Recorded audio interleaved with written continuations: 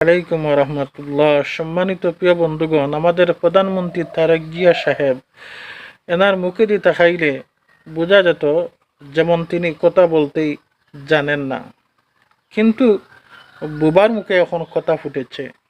আগামীকাল গেছে কাল পয়লা বৈশাখের দিন তিনি যেগুলা কথা বললেন প্রধানমন্ত্রী তারেক জিয়া সাহেব, একটা পাগল মানুষ যেইভাবে রাস্তায় হেঁটে হেঁটে কথা বলে, ঠিক তদ্রূপ একটা পাগলের মতো কিছুদিন বক্তব্য দিলেন, কথা বললেন। আসলে এর মাঝটা কি বোঝা যায় বিএনপি ক্ষমতার লোভে পাগল হয়ে গেছে। ইনশাল্লাহ বিএনপি বেশ দিন ক্ষমতায় টিকতে পারবে না।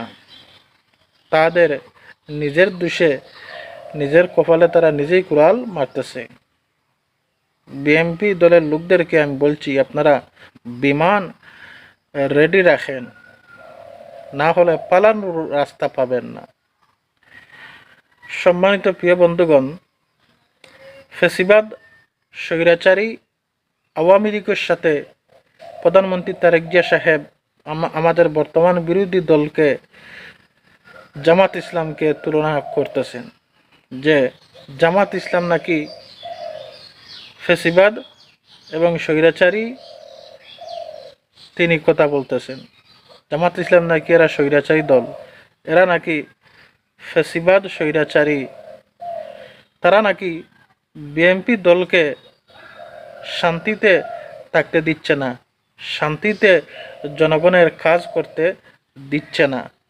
বিএনপি নাকি যা কিছু করতেছে জনগণের স্বার্থে করতেছে। তাহলে আপনারা যদি জনগণের স্বার্থে কাজ করে যান, জনগণের দেশের স্বার্থে যদি কাজ করেন, তাহলে এই জনগণে যে হা ভোট দিয়েছে, এই জুলাই সনদ কেন আপনারা বাস্তবায়ন করতেছেন না? উল্টা না করে, জুলাই সনদ বাস্তবায়ন না করে এই জাতিকে সংসদে পার্লামেন্টে আপনারা মূর্খ সাব্যস্ত করতেছেন। ইনশাল্লাহ এর জবাব এক এক করে বাংলাদেশের জনগণ দেবে। আর প্রধানমন্ত্রী তারেক জিয়া সাহেব, বাংলাদেশ জামাত ইসলাম স্বৈরাচারী নয়, স্বৈরাচারী আপনারা।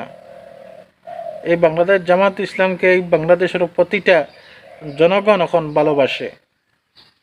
তাদের আচার আচরণ, চলাফেরা, কথাবার্তা দেখে জনগণ এখন আগর জনগণ নয়, ভালো মন্দ এই মানুষে বিচার করতে জানে। ইনশাল্লাহ বাংলাদেশ জামাত ইসলাম ইনকিলাব জিন্দাবাদ।